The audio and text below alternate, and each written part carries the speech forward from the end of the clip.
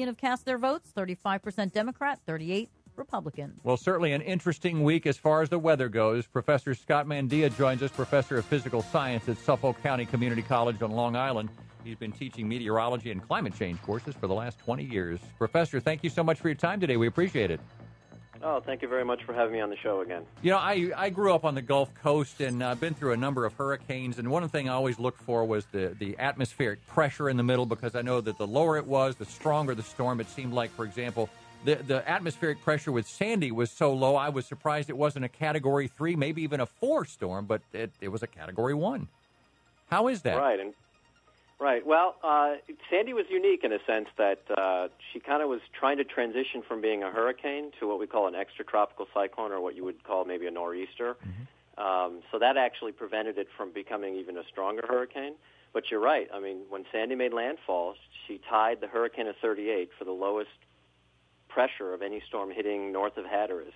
And at one point, pressure was down to 941 millibars, which is the lowest recorded pressure ever in the North Atlantic for any storm. So although it was a Category 1 storm, for all intents and purposes, the damage was certainly much more like a Category 3, as you mentioned.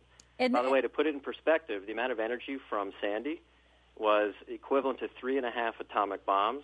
There was actually even more energy in this storm than Katrina because of its sheer size. Wow. So was this just a freak thing that, once in a lifetime? Obviously, nobody in our lifetime has ever seen anything like this, or is this a sign of more to come?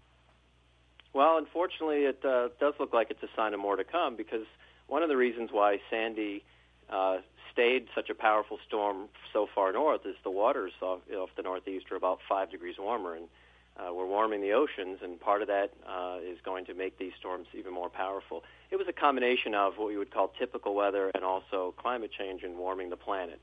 So we probably will see more of these things in the future. It's been projected, and we saw last year with Irene, that technically was a tropical storm, but it caused more, up until this storm, more flood damage than most hurricanes that have hit. In fact, even in Vermont, 80 years of flooding, and Vermonters would never even think about worrying about a hurricane. So there's just a lot more moisture in the air, so these storms are going to get stronger and stronger as we move through the century. What was unique? New Jersey really took a hit this time around. What was so unique about this storm that it was so bad for them? Right. Well, it's a combination of things. Most of us know that the jet stream moves west to east, right? Mm-hmm. Chicago's weather hits Washington, D.C. the next day, in New York. The jet stream normally goes that direction. Well, we had what's called a blocking pattern. We had a big area of high pressure over the Atlantic that essentially was a wall, just wouldn't let Sandy go to the east. At the same time, we had this big loopy jet stream coming out of Canada that turned it back into the coast. And so you have a storm actually moving backwards toward New Jersey, and it's spinning around at, 75, 80 miles per hour. So you add that wind speed onto the motion 25 miles per hour west, and that's why you saw these wind gusts almost 100 miles per hour. And it was very slow, so it was just hours and hours and hours of pushing water toward the coast. So it'd be like sitting in a tub, and for 24, 36 hours, you're constantly pushing the water to one side of the tub. It only has one place to go, and that's up, and that's why this is so bad. So if the oceans are warming and the climate is changing and we can expect more of this, how concerned are you as someone who's following this stuff? I'm very concerned. I think the other factor you have to consider is the oceans are rising, because the oceans are warmer and we're melting ice. So in the New York area, because of sea level rise, that's an extra foot in the last 100 years or so, and about 6 to 8 inches since 1960. So right off the bat, Sandy had 1 foot more of storm surge that she wouldn't have had if the planet weren't warming. So the projections for New York are that we could see sea level rise go as much as 4 or 5 feet higher by the end of the century. So now imagine Sandy comes in with another 5 feet of storm surge. You're looking at almost 20 feet of storm surge. That's just more area of Long Island, New Jersey, New York City that are underwater. So that alone, even if storms aren't stronger, that alone is going to make them worse. And I know that you, Scott, are in Long Island right now, and it's just been devastated. What are you seeing on the ground there? Well, I got to say, first, we're very fortunate. Our power never went out for more than 15 minutes, but 82% of residents of Long Island, about 1 million people, lost power for an extended period of time.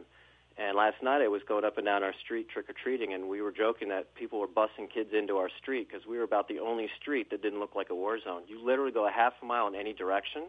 My wife's a runner, and there were some roads she couldn't even run on because they were so blocked by trees and power lines. Imagine that. You're on your foot, and you can't even get around these things. Roads were closed. So it's really, really bad. I've been out of school and the kids for a week, so I think we'll probably get back next week. But 1 week from a storm that wasn't even a hurricane for us. Imagine what happens if we get a Katrina. How do you think you guys got so lucky? I don't know. We got lucky with Irene, too, because we only lost power for about 3 hours last year. He's got connections. I guess we've got good trees. Yeah. You got good really power karma. Well, maybe they know I'm here, and the storms want to go around me. I hope that's the case, for my family anyway. Scott, real quick, 30 seconds left on the program. I was impressed with how accurate the models were. We really have come a long way in forecasting the tracks of these things.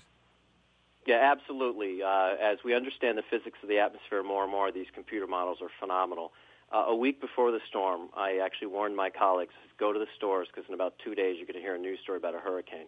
And I was driving home, and I grabbed a couple of beers. I told the guy, hurricane's coming. He looked at me like I have 3 heads. So, yeah,